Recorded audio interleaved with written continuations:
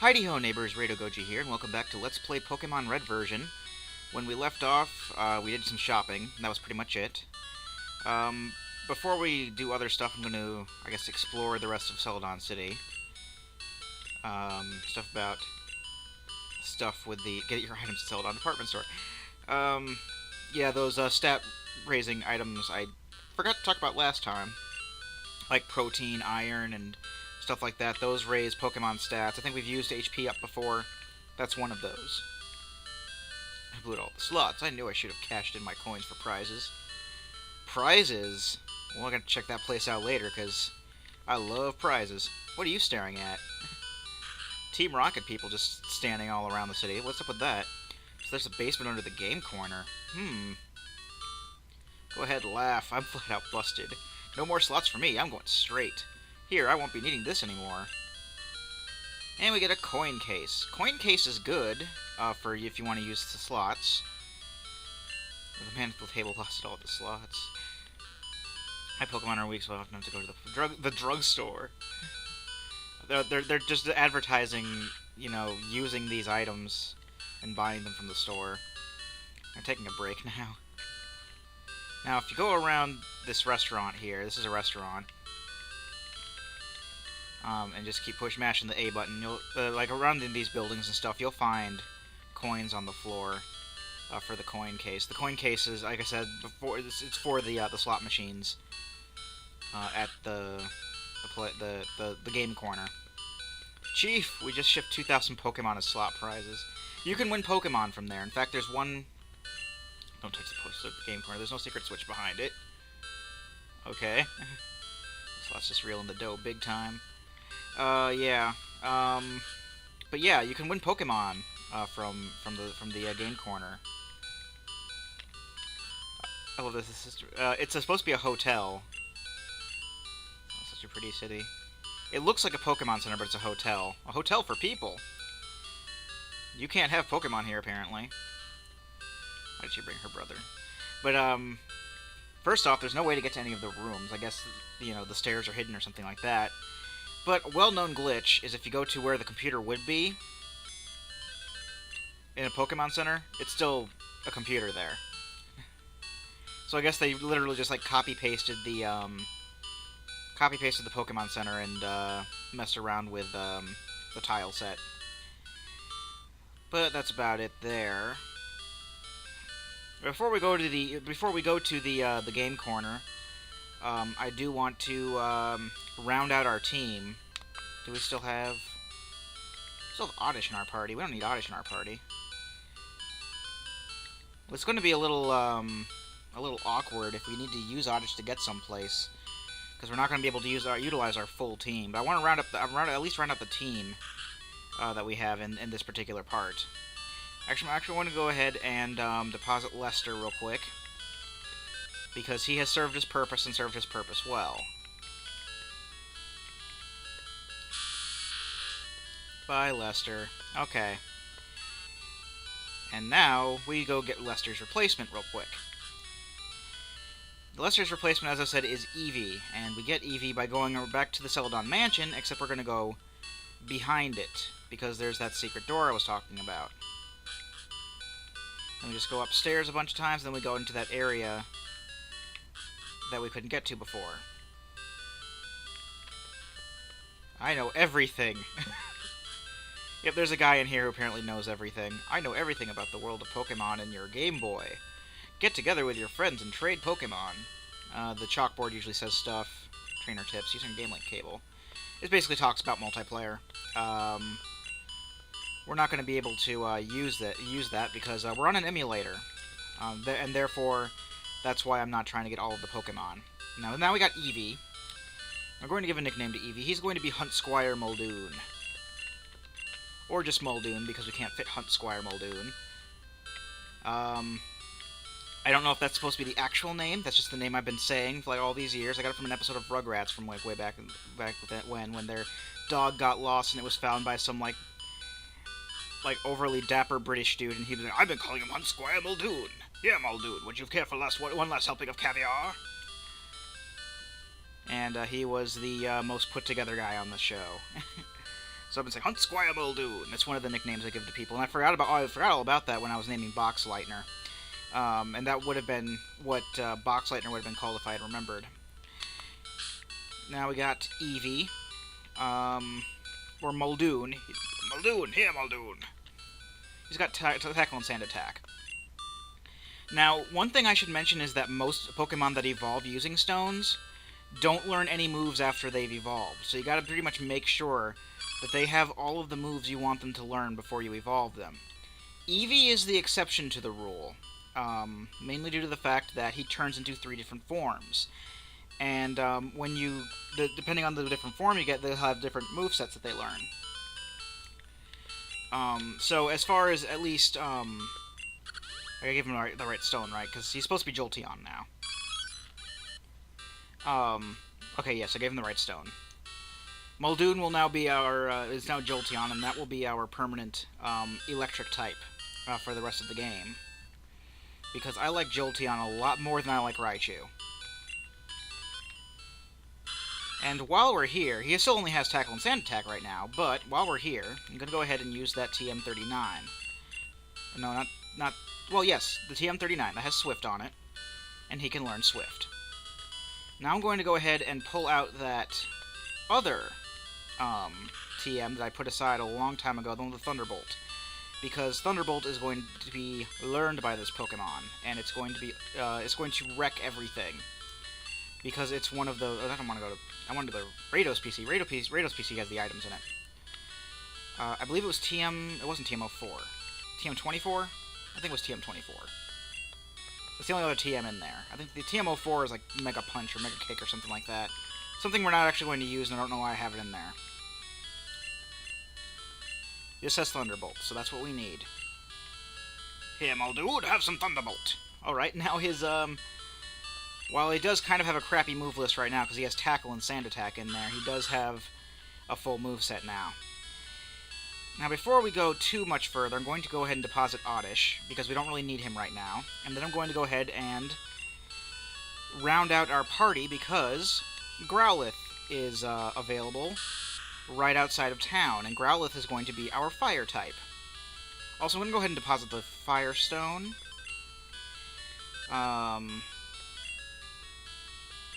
Because I'm fairly sure that I want to have Growlithe, because Growlithe evolves with the Firestone. If you give him Growlithe, he'll evolve into Arcanine.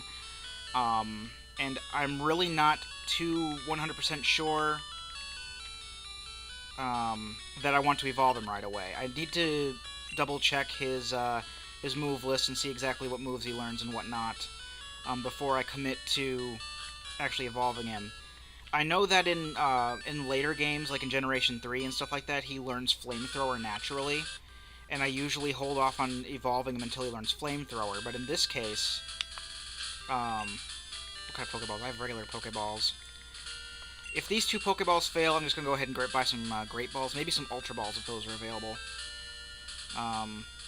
Yeah, because I really want this Growlithe. But yeah. So normally I would hold off on evolving Growlithe until he evolved into Arcanine, because as I said, 99% of Pokemon that evolve with that evolve using stones don't learn any moves right after they evolve. However, in the case of Growlithe, I might evolve it earlier, mainly due to the fact that it actually learns. I don't think it actually learns Flamethrower naturally. I think you have to actually give it the TM, and we do get the TM a lot later. So I think I might just like get him to learn like a Fire-type move. And I brought up Muldoon so I can get some experience for him.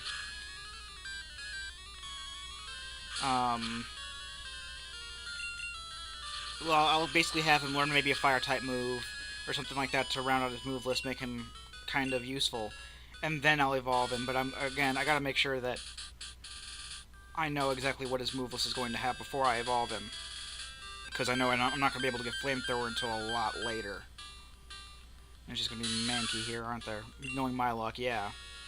But we want a Growlithe, and that's going to be our Fire type. Just use Thunderbolt here. Thunderbolt is awesome. Like I said, Thunderbolt is one of those moves like Ice Beam that we taught Floofers is one of those moves that, oh, there's a Growlithe. Before I get talking about Thunderbolt again, I do want to be. I want to note that I want to be careful not to let him. I think he might know Roar. Okay, he knows Ember, so that's a fire type move, so that's okay. I don't want to kill him, and it critical hit, so darn, it did anyway. But if it uses Roar, that'll kick us out of the battle. If it knows Roar, so that's gonna suck. But yeah, Thunderbolt is like Ice Beam. It's one of those moves that has 95 attack, like base attack power, but also 100% accuracy to start. And of course, by 100% accuracy, I mean a glitched 100%. That means that it can still technically miss if you're unlucky. I'm gonna just run from this. I don't feel like dealing with that. Awakening. So we have Floofers is going to have Ice Beam. That's one of those moves. Muldoon has Thunderbolt. That's one of those moves. And I apologize for any Xbox noises you may hear. I kind of left my Xbox on when I went and turned on my computer. I just wanted to get this done. I'd forgotten all about it until now. But yeah. Flamethrower is the third one. There are also some really other high attack level moves. I think Surf is actually one of them. And Surf is actually a move that we're going to be, again, teaching to Floofers, but it's also going to be a move that we're going to have to learn in order to progress through the game, so that works out. It's one of them HM moves. Will you stop critical hitting?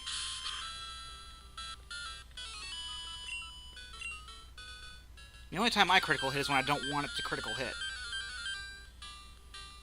Hey, Growlithe. You're gonna join my party, whether you like it or not. Swift. That'll take it down to half damage, like about half health. Oh, that works too. And then, of course, it roars. And then, you know, yeah. Growlithe is not an easy Pokemon to catch. Now, if we were doing the blue version, I would be going for Vulpix here. Growlithe and Vulpix are basically the version exclusive counterparts in red and blue. So if this was the blue version, I'd be going after Vulpix slash Ninetales. Vulpix and Ninetales are actually also very good fire type moves, or fire type Pokemon. Let me use Swift again. Hopefully it's not gonna. Good. Worth it. Worth it. I'm gonna go ahead and mute my TV so no more Xbox noises come up real quick. And mute. Okay. You probably don't hear the Xbox noises, but I do, and it's, you know, off-putting sometimes. Get him, Harold. I'm just bringing you out as a placeholder. So hopefully this will be our rounding out our party here. Indeed it is. And now I gotta come up with a name. Because I don't know what to name him. I think I've used up all of my standby names.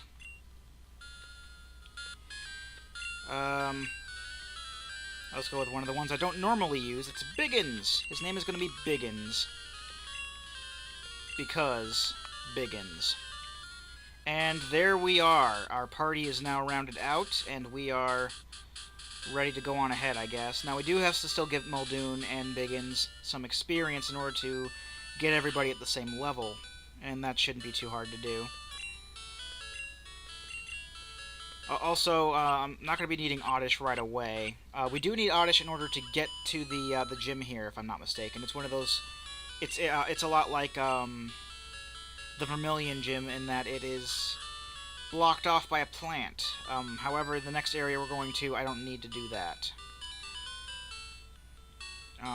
The next area we're going to is actually going to help us out in Pokemon Tower as well. I think this is the way to get down to the gym. No, it's not. There's the gym right there. They're the grass type gym.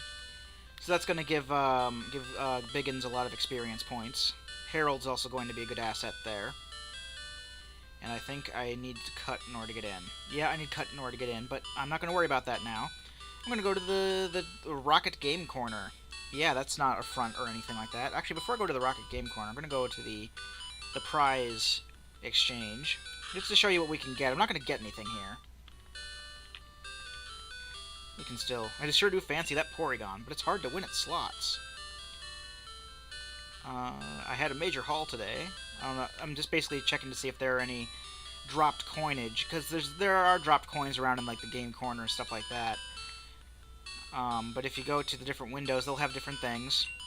You can get an Abra, which we already have, a Clefairy, which we really don't need, and an Nidorina, which we really don't. We don't really need any of this stuff.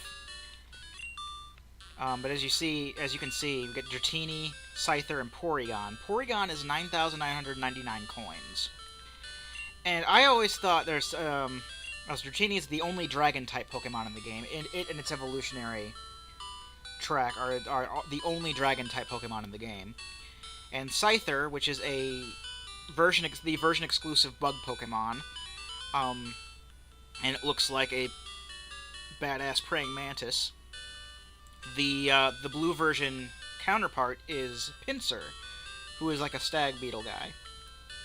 And then Porygon. Porygon is not easy to get. You can get TMs as well. The thing with Porygon is, I always thought that I always got the short end of the stick when it came to Porygon, because the only versions I had of this game at the time, I had the red version and I also had the yellow version. And in both the red and yellow versions, Porygon is 9,999, but if you have the blue version, it's like 6,500. And the slot machines are a pain in the ass. I'm just going to go around looking for coins. Fun fact, since Heart Gold and Soul Silver, and I think maybe even any of the Generation 4 games, the slot machines were taken out of the game corners. Because they didn't want to promote gambling among kids. But the Japanese version still had the slot machines, and as I was growing up, I was always used to there being slot machines in the game corner. So that kind of made me a little teed off when I found out that Heart Gold and Soul Silver had a stupid like card flip game, and I'm like, this is not that fun. Oh yeah, there's lots of coins around here. Lots of coinage. And I love the music here, too. Keep this quiet. It's rumored that this place is run by Team Rocket. Yeah, you don't say. Kid, do you want to play? Oh, he gives us coins. Wins seem to come and go. There was one time I was playing the slot machines, and I got really lucky one day, and I just kept winning. These machines have different odds. I think that they do, too. I think it's random every time, though. Games are scary. It's easy to get hooked. Hey, you have better things to do, champion making. Celadon City's... Oh, it's that guy. She uses Grass-type Pokemon. She might appear docile, but don't be fooled. I'm having a wonderful time. I bet you are. What's up? Want some coins? Here, have some coins. You can also exchange money for coins, but it's pretty expensive. Hey, what, you're throwing me off. Here's some coins. Shoo. The trick is to watch the reels closely. I'm not going to play... I'll play the slot machines in the next video, but I'm running pretty low on time right now. 100 coins? That's not bad. Again, I'm not going to really use the coins for anything. I'm not going to get anything from the prize people. And that guy's a little suspicious with the poster. That definitely doesn't have a secret switch behind it, as we were told. But I'm going to go ahead and cut the video here, and when we come back, I'll play some slots, and then we'll see what kind of stuff Team Rocket is really doing here, because, it's obvious that they're doing stuff here. I've been Rado Goji, and I'll be here next time. Join me, won't you?